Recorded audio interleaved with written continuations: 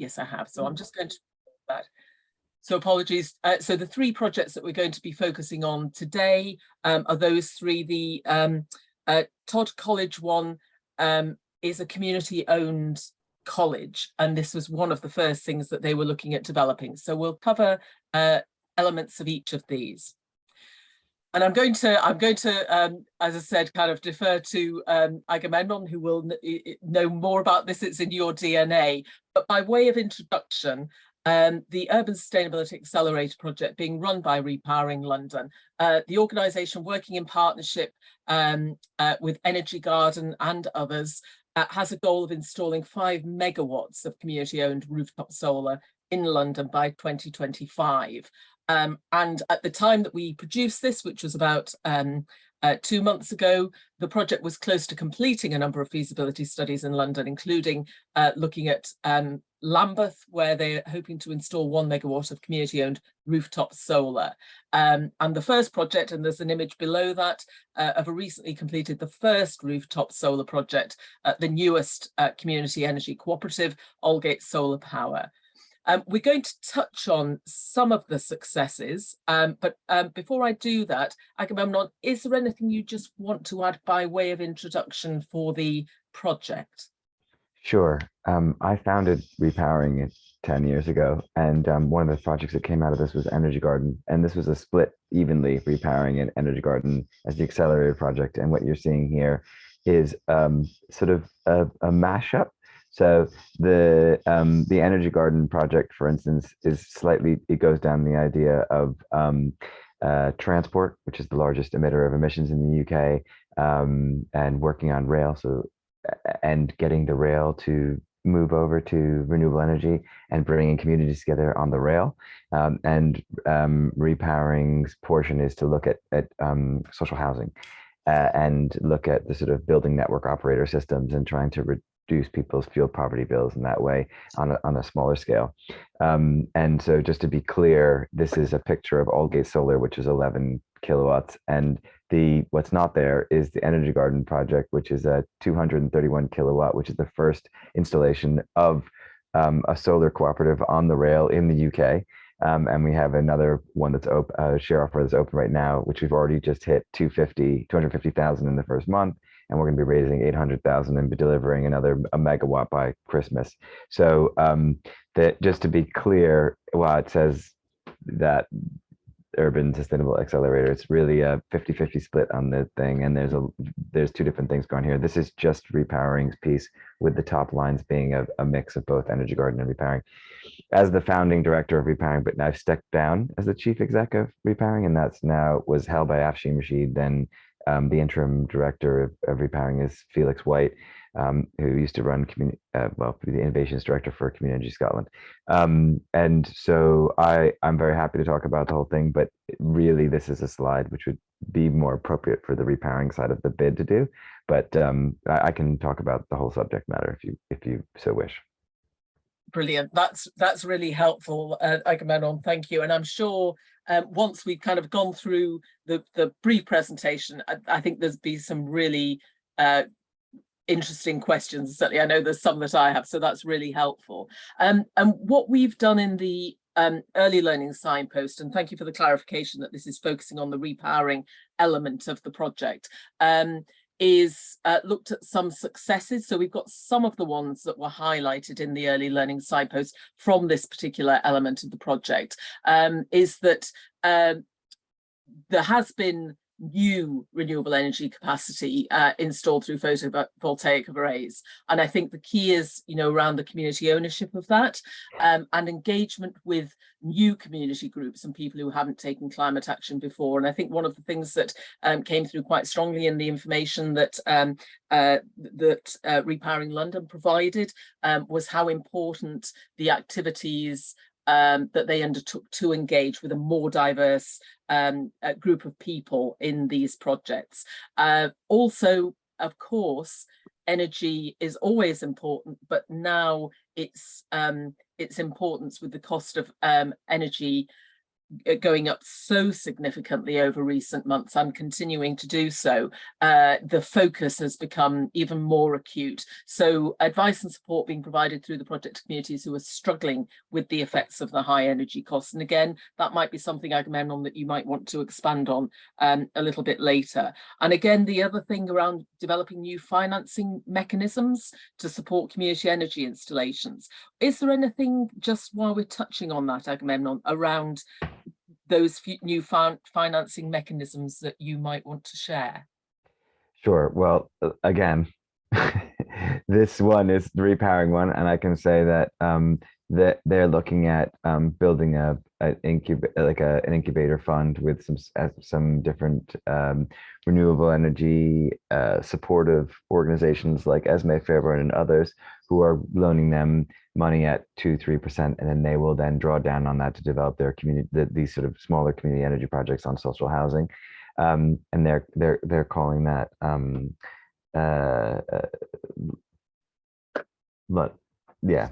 London Community Renewables. But Energy Garden, the Energy Garden side of it, the innovative finance vehicles are threefold. The one is that we've been working with corporate partners to look at the energy that they are consuming, and we've built a metric which shows the environmental and social outcomes, and they basically do outcomes buying on their energy bills. So we have a vehicle which it's basically allows corporates and others to buy their energy from us and then get their return in their sort of reduction in their energy bill, their energy from us, and they get a social and environmental outcomes metric dashboard. The other piece I'd like to mention this is that when engaging with communities, the fact that this Energy Garden project is on the rail, it's on 30 stations. There's about 140 community groups who are working there, and we're having about 6 to 10 community events a week, because we're engaging about 500,000 people a day, because we're on 6 to 12,000 people per station.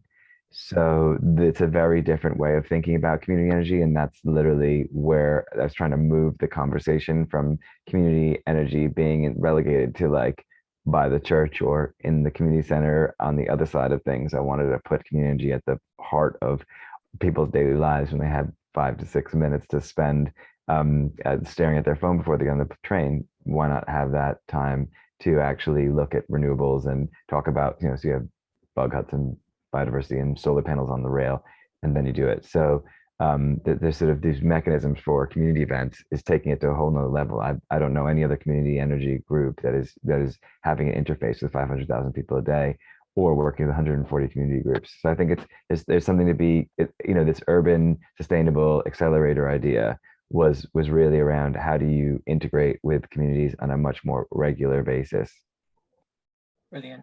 That's great. Thank you ever so much. And I'm kind of scrolling questions down as you were speaking. Thank you. I'm just going to move on to some of the learning so far. And I don't know if these are taken from the early learning signpost. So there are a few here just to highlight. And I just had a question, Agamemnon, which you've touched on. But the first one around engaging with diverse communities, and you've just mentioned about the numbers of people that you're engaging with, and I just wonder about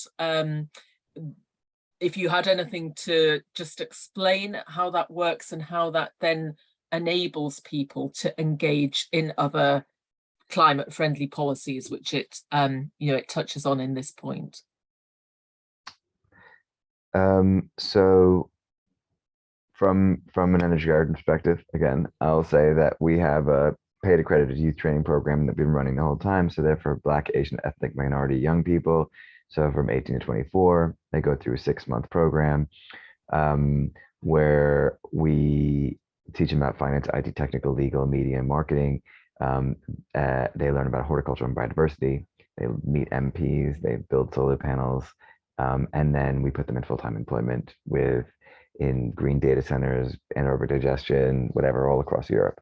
So there's that piece around people diverse backgrounds in sort of the workplace. 1824. We have a schools program which we run for kids, where we're bringing in all different multi ethnic minority school children, bringing them onto the rail and planting and doing stuff like that. And then we have a sort of a process piece around how do you engage people, local people in an area to come and get involved with gardening. I mean, and energy is 41% of London is people who are not white. So we try to make our piece of work that we're doing reflective of the demographic. So we run a bunch of different programs to include people in that. And there's a long list of what they are. I could very happily go through them. But the whole process of getting people to join the organization and to become part of it really doesn't start with an outreach program externally. It starts with an internal one. So we have our biodiversity lead is London-born Japanese, British. We have a Korean British, a West Indian British events coordinator. We've got, so everybody is of the demographics that we are trying to include in our community. It's very easy to maintain a board of people who look they are not from that demographic you're trying to get included into your program. So it's important to have those people in your working team. So I think that's our process. I mean, yeah. Does that answer your question? That's brilliant. That's really helpful. I thought it was such an important element of what we were being told. So I thought it was worth just exploring that in a bit more detail. I'm just going to run quickly through the others because I want to allow kind of plenty of time for the other projects and Q&As at the end. So the other things in terms of lessons learned, there's obviously been changes in the amount of government support available and funding for community energy. So that the team have been working on looking at increasing revenues and revenue streams that the community energy projects can generate, and looking at alternative sources of funding. So again, there might be questions that you might have about that later on. And growing teams in order to undertake this work was something that was identified as it was needing to be done in a very short order. So there was a lot of support needed to do that, and management pastoral support. So it was challenging at the time that this was happening during the pandemic. So just a challenge how to manage that. And another thing that was identified in terms of lessons learned about engaging with a wider range of rooftop or site owners for rooftop solar projects. And I think specifically this came about because one of the local authorities, and correct me if I'm wrong, Agamemnon, was dealing with its own estate. So looking at other opportunities and other places where rooftop solar perhaps could be delivered. And then the last one around retrofit technologies, perhaps starting work sooner than happened, was because it took a long time for the recruitment of team members. It was longer than was thought it might be, that it just meant that starting the work on developing the retrofit initiatives was a little bit slower. So it was just, that's linked to the growing teams point earlier. So I'm going to move on, if that's okay with everybody, and just introduce Laura, who provided all of the information about this project. So Laura, I wonder if you would be happy to introduce the Future Fit Homes Green Meadows project. Yeah, sure, that's fine. Hiya. So the Green Meadows Future Fit Home project, most of what we talked about in this learning signpost is really about the future fit plan side of things, but it's part of a kind of wider project where we're trying to take a holistic approach to looking at people, like ways people can retrofit their homes and energy efficiency, and we're working in a very small community. called the Meadows. It's an inner city area of Nottingham. We've got about 9,000 people in 5,000 households here, and the housing stock in the area is split between like a big 1970s originally social housing estate and a conservation area, which has a lot of Victorian homes, mostly terraces, and a lot of those are privately rented. A lot of them are privately owned. There's a few socially owned ones in there as well. So the aim of the project is obviously around reducing CO2 emissions, but also there's a big focus on fuel poverty in the area because it is quite a deprived area. And as a charity, fuel poverty is something that we've focused on in the past and presently, obviously. And so we're trying to sort of balance all of these aspects of the project and bring them together, using the funding to kind of plug those gaps in a way that we've identified in current ways of people being able to save energy by retrofitting their homes. So yeah, a few of the things that we're doing are kind of retrofit plans that are very aimed towards the homeowners themselves, because I think we realised quite early on that there's a lot of new legislation, a lot of new standards around retrofitting, and often they still kind of completely go over the heads of the people who actually live in the homes themselves, and often homeowners have very different priorities to what people in, you know, government or positions of power think that they might in terms of saving energy. And so yeah, we're really working with homeowners a lot. So we've got a process that's quite similar to, I don't know how many people know about like past 2035 and the kind of standards for retrofit. But our process sort of evolved from that to try and like involve the homeowners a lot more.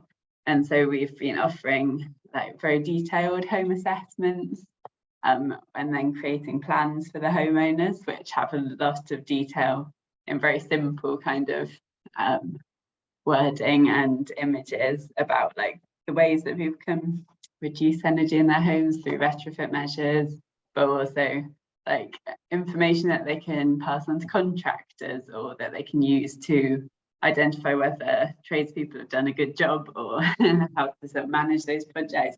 And the step-by-step plans, so we're looking over like a 10 to 20 year period for most of them, and trying to integrate measures with things that people might already be doing in their homes. So often people prioritise like aesthetics, obviously, because that's something that's important to people in their homes. So it might be putting in a new kitchen, and we're looking at all the things that you could do to save energy at the same time as putting in a new kitchen, for example. So yeah, we've sort of got that side of things, and then the very personalised delivery of these plans, and then we're using the information that we're gathering through these assessments and things to be able to refer people on to other services. So if there are any grants or funding available through like the local council and things, then we can refer people on for those. We've also got DIY workshops, which sort of show people how to do some of the measures themselves, and they're sort of at very basic level and intermediate and advanced. So it's kind of trying to find different ways that people can put some of these plans into action, aside from the very traditional, like if you're on low income, you might be able to get grants through the local authority, but if not, then there's not a lot of options for you.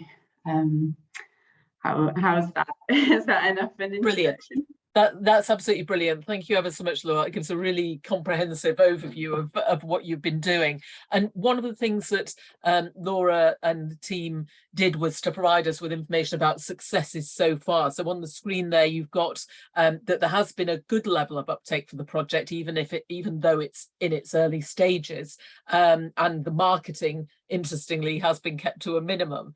And the feedback from those who've received the plans, it's been very positive, and also the experience of working with communities to pilot the project has been positive as well. that you've been able to develop a comprehensive library of information about the different energy efficiency measures, and making sure, absolutely key, that that's accessible, you know, and use of images to help with that. And the other thing, which I think somebody put in the chat, that they wanted to learn a bit more about that around supply chain, so we can come on to that in the Q&A, is around the process has allowed you to determine the gaps in the supply chains for retrofit, and delivery models to adapt your response to that. And you've referenced, and it is in the report, the Energy Systems Catapult report around the gaps in retrofit skills. And also in, you know, as part of that, in property assessment advice and customer care, low carbon heating installation and technology integration. So there's been a lot of work happened in a very short order, Laura, I think it's fair to say, and some early successes. And the next thing that I'm just going to move on to is, oh, my apologies. That should that screen shouldn't have been in there, was just on some of the learnings. And I just wondered if there was anything that you just wanted to, you've already touched, Laura, on the impact of the changing regulations. I just wondered if you wanted to add anything to that under the impact of the changing regulations on the project. I suppose it's been one of the big things that has changed the project from what we sort of put in the bid originally, because when we wrote the bid, it was before these regulations sort of came out or came into practice. And I think in terms of especially similar projects, just the level of like, they're very specific now about the kind of qualifications and processes that should be put in place for retrofit projects. And I think for us, there's a lot of learning around, I guess it comes back to the gaps in the supply chain, that there aren't people already qualified with all of these that don't tick all the boxes. And so we've realised that we have to introduce a lot of training into the project in terms of recruiting people who don't already have all of those qualifications. They have skills, but yeah, there's been a big kind of time lag in just getting people up to the standard where what we're doing can be compliant with any like past 2035 regulations. But also we've been balancing that with how much should we be complying with those things, because it is constantly changing, kind of the goalposts are always moving in this sector, it feels like. And so putting all of our energy into trying to get compliant with one set of regulations, which is probably going to change again in a year's time. So there's sort of a balance between what can we do that is still very helpful to homeowners, but without necessarily having to jump through every hoop if they don't seem to be the right ones. Yeah, brilliant, thank you, that's really helpful. And I'm just quickly going to touch on the others, because I do want to make sure we have time for the plenty of questions. The other lessons learned that you've had from your project so far that were identified in the learning signpost was the need to adapt the project scope to deal with those changing circumstances and contexts. And one of those that you identified was around the need to apply for match funding to engage professionals with specific conservation accreditation, so they could work in the certain housing types. You mentioned about the conservation area earlier, Laura, and that was different from the original plan. And then the fact that the overall direction of the project will have more direct benefits for the household themselves, and embedding learning and knowledge transfer within the project to encourage more bottom up, so that, you know, that's a long-term benefit of the project. And then the next one that you identified was a longer development phase needed. So you recognise that there were some niche roles for the skill sets and expertise required with the new regulations that you mentioned, and also, and this has come up elsewhere, you know, the recruitment landscape has changed significantly since the project began. So you're not on your own by any means about struggling to be able to recruit for certain roles. So a year being spent on development, so it's much longer than was originally anticipated. So I'm going to move on, if that's okay. Thank you ever so much, Laura. That was really helpful. Just so we can make sure we're covering the Climate Challenge College at Todmorden Learning Centre. This, as I said, is a community college, and they have developed an energy module as part of the course. And the successes so far that they ran this for the first time during the last year is that they've had a variety of workshops, talks and visits have been delivered, which cover a whole different range of areas of energy, from small scale wind to large scale hydro. And they've got examples there that they've had a wide range of people involved in the project, representative from Trust Renewables, solar energy company, coming to talk to students about solar technologies. They've got a community hydro expert presenting work, specialised area of Archimedes screw, and a site visit to a local mill, which has got an Archimedes screw, which I think is the one in Hebden Bridge, and also the mill relying on 100% on renewable energy with photovoltaics, the ground source heat pump and the Archimedes screw. They also included energy efficiency of homes and buildings, so linking to what Laura's just been talking about on the course and the ways that buildings work. And they've been taking students out and using thermal imaging cameras on the college buildings to be able to explore where heat escapes. And then the last successes so far has been a partnership working with the Green Buildings Store, which I think is in the Colne Valley, specialising in passive house building standards with high energy efficiency, and ENEFIT, which is the retrofit standard, passive house standard. And they've also had visits as part of that to two buildings, one which was a new sort of passive house standard, and a retrofit barn, which has been retrofitted to the ENEFIT standard. So they've achieved a lot, again, in a short space of time. There's been a lot of lessons learned so far that the course has given an insight for the students into a wide variety of energy sources, and given an understanding of the current energy issues and options available. And they've been able to show them practical examples of the energy sources in use and introduce them to people and experts working in the field. They've learned that they need to adapt teaching methods to help understanding. And I think they recognised that they needed to have much more practical hands-on demonstrations and visits to support the learning of the theory that they were doing in the classroom environment, because some students were finding it very technical and struggled sometimes with the complexity of it in a classroom environment. So that worked extremely well, those practical dimensions, and they're wanting to do more of that. One of the other things I think which is very interesting is that they recognised that as a college that they didn't have all the expertise needed to develop and deliver the curriculum for an energy module. So they developed a panel of advisors who've got expertise in different areas of energy and sustainable energy, and they helped guide the curriculum content and delivery. So I thought that was a really interesting approach that they've taken. And they're now, having done that once, they're using the lessons learned from the first year, including getting feedback from the students as to what works well and what doesn't, so that they can continue to develop the course for this year. As I said, they're delivering a workshop today, so apologies that they're not able to be here. And I'm just very quickly going to just touch on a couple of don'ts and do's. These are general points. From all three of the projects is not to get too focused on individual action, but to keep the big picture. So whilst kind of one household on an individual basis may not be able to achieve a huge amount of energy savings or carbon emission reductions, but if you multiply that up, it can have a substantial benefit or substantial impact.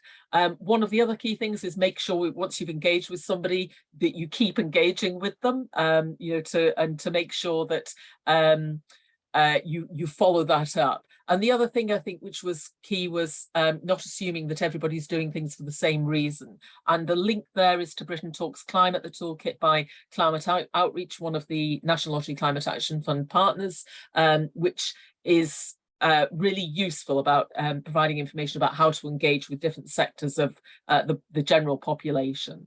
And then this one very specifically for the Climate Challenge College is don't try to fit too much into the curriculum. You know, there are other opportunities to do things elsewhere. And there's a few do's very, very quickly. Picking up on Laura's point, keep up to date with regulations, but they are constantly changing.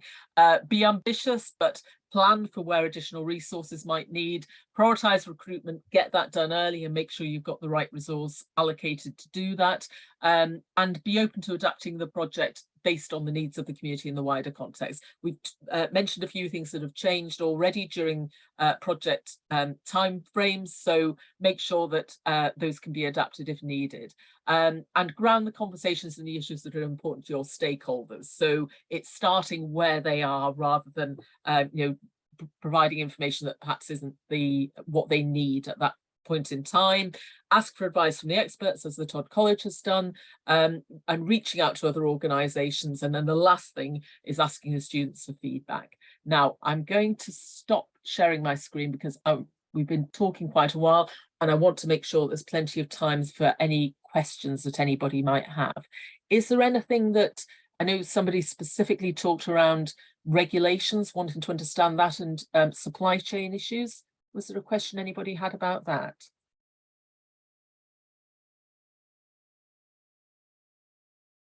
Kitty. Hi, yes, thank you. There was loads and loads of really good learning there. I scrolled and scribbled. My question, I guess, is probably more for Laura, because that's our project. It's quite similar in some ways, but because we're in Scotland, it's a different sort of playing field. We have Home Energy Scotland that does provide support in terms of funding, but also surveys. But what we're finding is there's issues in terms of the supply chain at the moment. So people who want to make changes are having difficulty finding someone who will make those changes for them, so contractors. And I